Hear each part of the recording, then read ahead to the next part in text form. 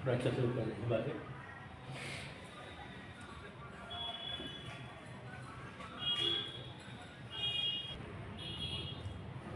Class को start करते हैं। क्लास को प्रारंभ करते हैं। कल हम देखे थे असहयोग आंदोलन में बिहार, असहयोग आंदोलन और उसमें बिहार की भूमिका क्या थी, कल का चैप्टर था। आज उसके बाद का आंदोलन सविनय अवज्ञा आंदोलन, यह भी काफी महत्वपूर्ण आंदोलन था। सविनय अवज्ञा आंदोलन।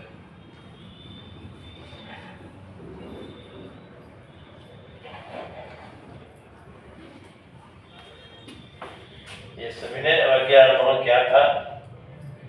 यह दो फेज में चला था, इसका दो चरण था। जैसा असहयोग आंदोलन एक ही चरण में था 20 से 22, इसका दो चरण है। एक 1930 से 1931 और फिर यह एक साल रुक गया था, फिर 1932 से 34। यह दो फेज में आंदोलन चला था। क्यों चला था? अंग्रेज भारतीयों द्वारा मांगे गए किसी मांग पर ध्यान नहीं दे रहे थे। किसानों का शोषण, जनता का उत्पीड़न, सरकारी कर्मचारियों में भेदभाव, जितना भी दमनकारी उपाय थे वो सब चल रहे थे। कांग्रेस से किसी बात को ध्यान नहीं दे रहे थे, तो उसकी मांग को लगातार अनसुना करने के कारण लोगों में आक्रोश उपजा और सरकारी कार्य कोई भी था कि नमक पर कर जो लगा था शुरू से ही, नमक पर कर। सरकार, ब्रिटिश सरकार जो थी वो नमक का एक अधिकार रखते थे। पहली बार नमक पर कर 1888 में लगाया गया था।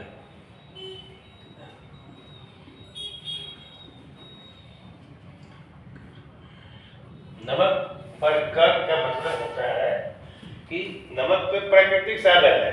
नमक कैसे समुद्र के पानी से बनता है, और गुजरात अब जाओ जो देखोगे सब लोग खेती करते हैं, वैसे हम लोग समुद्र के पानी को नहर के द्वारा या पाइप के द्वारा करके खेत में जमा करता है और अपने शुद्ध पानी को अपने आप वाष्पीकरण से उड़ जाता है पानी और नमक रह जाता है। उसी से काट के प्रोसेस करके मशीन में फैक्ट्री में साफ करके नमक बनता है। तो नमक प्राकृतिक चीज है, समुद्र का पानी पर कौन सा टैक्स? लेकिन अंग्रेज के आमदनी का बहुत बड़ा स्रोत था नमक पर कर। उनके राजस्व का बहुत बड़ा हिस्सा नमक के कर से आता था। तो सवाल 1888 से ही लग रहा था नमक पर कर, लेकिन इसके लिए कोई आंदोलन नहीं चला है। लोगों को आदत हुई कि नमक पर कर देते हैं, जैसे रहेंगे हैबिचुअल हो गया कि नमक पर कर देना ही है, मान लिया था। लेकिन गांधी जी ने इस मुद्दे को गंभीरता समझा और अगर नमक पर कर लगाना चाहती, नमक छोटा बड़ा अमीर गरीब सबको जरूरत पड़ता है। गरीब से गरीब आदमी भी नमक की आवश्यकता पड़ती है, बिना नमक का खाए कैसे? तो इसलिए गांधी जी ने विचार किया कि नहीं, नमक पर जो कर लग रहा है अंग्रेज द्वारा ये बहुत ज्यादती है, नमक पर कर नहीं देंगे। हम नमक के जो कर है उसका विरोध करेंगे और बिना कर दिए हम नमक बनाएंगे। तो इसी आंदोलन को सविनय अवज्ञा आंदोलन की शुरुआत करते हैं। सविनय अवज्ञा आंदोलन दांडी मार्च से ही शुरू हुआ था। 12 मार्च 1930, 12 मार्च 1930 साबरमती आश्रम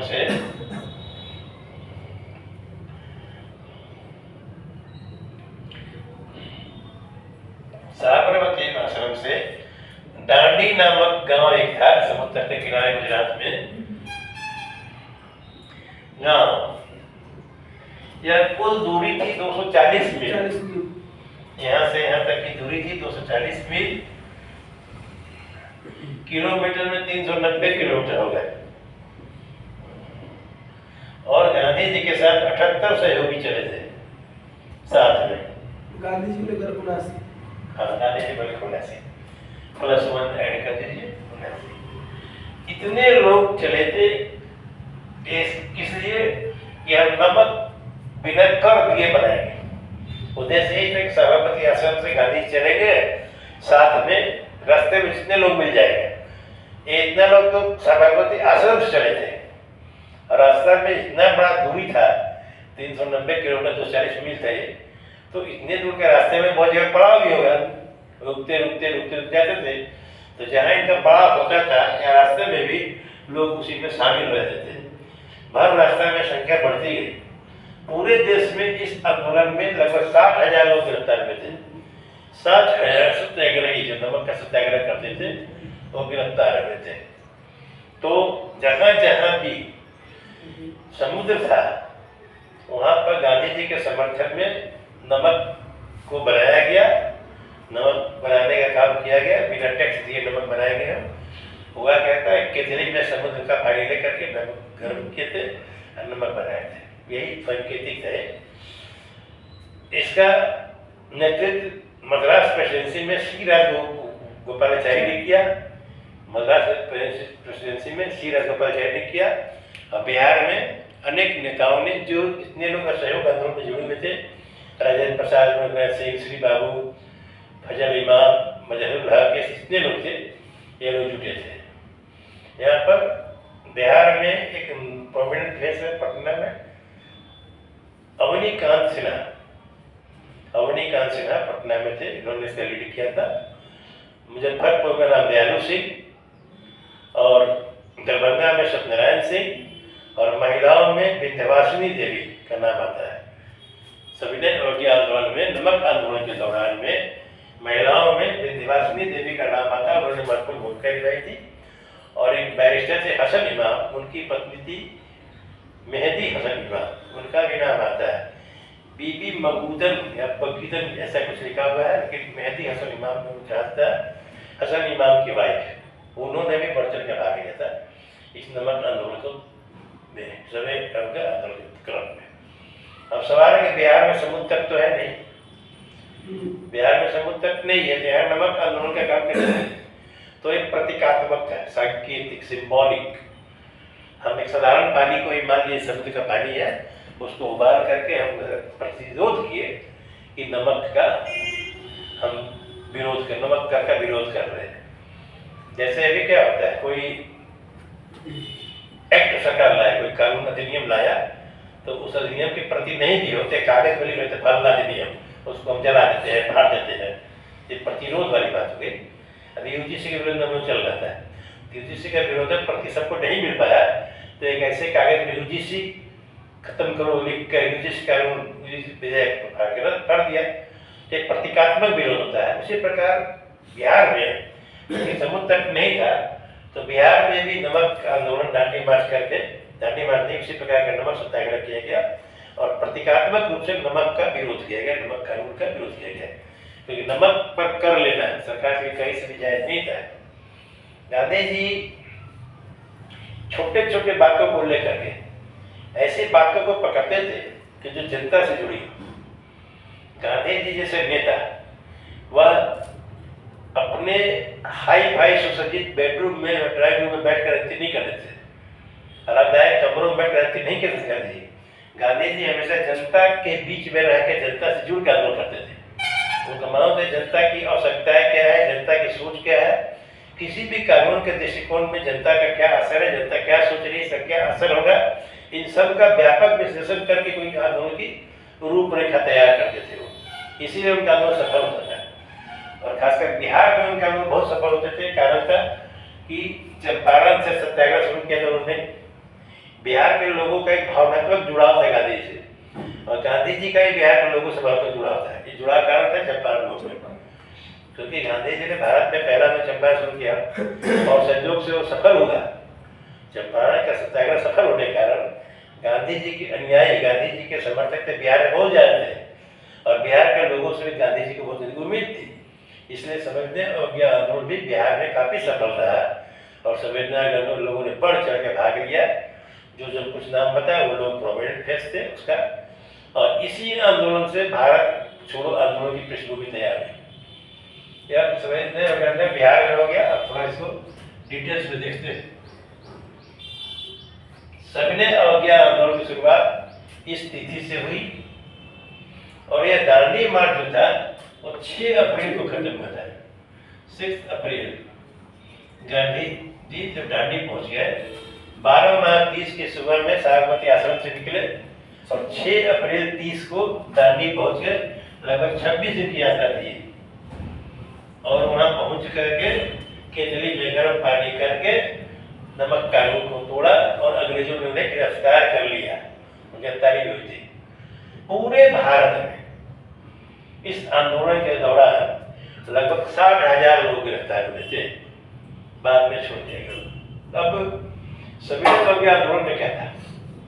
सविनय अवज्ञा आंदोलन के नाम में ही वो छुपा हुआ विनय अवज्ञा, विनती के साथ हम हाथ जोड़ रहे हैं, विनती कर रहे हैं कि हम आपकी बात नहीं मानेंगे। अवज्ञा, आज्ञा पालन, आज्ञा पालन, अवज्ञा, हम आपकी आज्ञा नहीं मानते हैं। इसको इंग्लिश में सिविल डिसओबीडियंस मूवमेंट कहते हैं, सिविल डिसओबीडियंस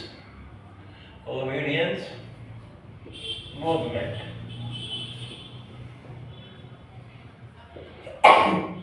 ये आम नागरिकों का था, सिविल मतलब मिलिट्री का कोई रूल नहीं था, यह 1857 के गदर की तरह सैनिक विद्रोह नहीं था, ये सिविल विद्रोह था, आम नागरिकों का विद्रोह था।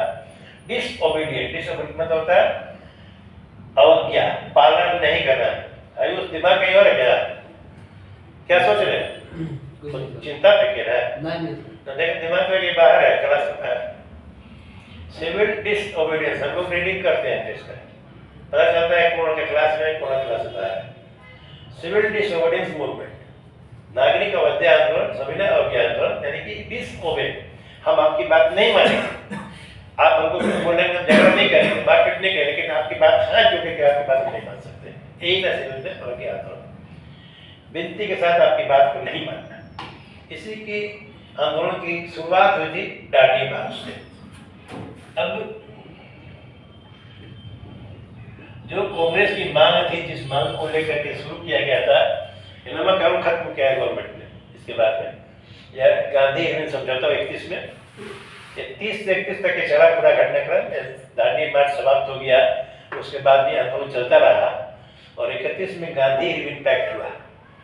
गांधी इरविन समझौता, जब हिस्ट्री में डिटेल्स लेंगे तो उसके बारे में बात करिएगा, अभी संक्षेप में से संदर्भ के लिए गांधी इरविन समझौता हुआ 1931 में।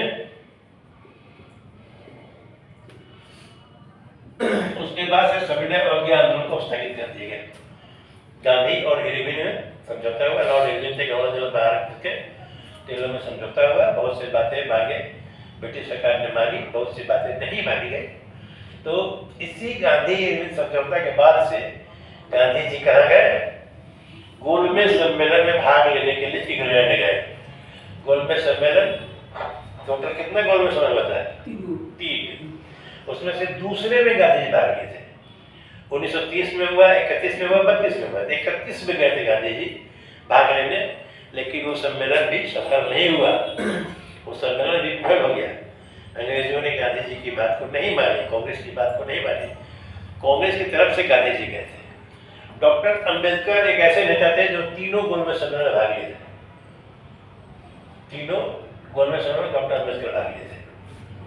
तो गांधी जी इरविन समझौते के बाद इंग्लैंड गए, गोलमेज सम्मेलन में भाग लिए, लेकिन वो सम्मेलन सफल नहीं हुआ।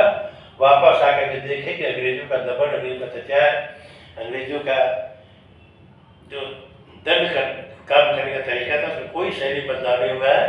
तो गांधी जी इन सब बातों से दुखी होकर के फिर से सविनय अवज्ञा आंदोलन का शुरुआत कर दिए और फिर से सविनय अवज्ञा आंदोलन शुरू हो गया। उसके बाद आंदोलन 34 तक चला, 32 से 34 तक। इसके बाद में कुछ घटनाएं हुई, गांधी पूना पैक्ट हुआ गांधी अमेरिका के बारे में बीच में, और भी अंग्रेजों ने कुछ रियायतें दी और ये आंदोलन सविनय अवज्ञा पूरे 34 में पूरी तरह समाप्त हो गया। ये कांग्रेस अपने उद्देश्यों में सफल है तक कि नमक समाप्त हो गया, नमक, और कांग्रेस की कुछ बातों को अंग्रेज सरकार माने, कुछ को नहीं माने, लेकिन यह अंग्रेजों को लगने लगा कि अब भारत में अपनी मर्जी से, अपने हिसाब से मनोरंजित करके शासन बहुत ही नहीं कर सकते हैं, अब भारतीयों को बहुत सारा बात देना पड़ेगा। उसी का परिणाम है बाद में आगे गवर्नमेंट ऑफ इंडिया एक्ट 1935 हुआ, भारत सरकार अधिनियम 1935, और राज्यों में चुनाव हुए। अब बहुत सारे राज्यों में 37 तक प्रोविंशियल गवर्नमेंट, प्रांतीय सरकार बन गए। उन प्रांतीय सरकारों के पास विदेश, वित्त, रक्षा, रेलवे, ये सब महत्वपूर्ण चीज छोड़ करके बाकी सब अधिकार थे। शिक्षा, स्वास्थ्य, सड़क परिवहन, सिंचाई, खेती, सब की जिम्मेदारी दे दी गई अंग्रेजों ने कि भारतीय नेता से प्राप्त करेंगे। तो विदेश, वित्त, रक्षा ये सब छोड़ दिया गया वो अंग्रेजों ने बच गया। यही था सविनय अवज्ञा आंदोलन और बिहार की भूमिका। चलिए स्टॉप, अब इसको लिख दीजिए।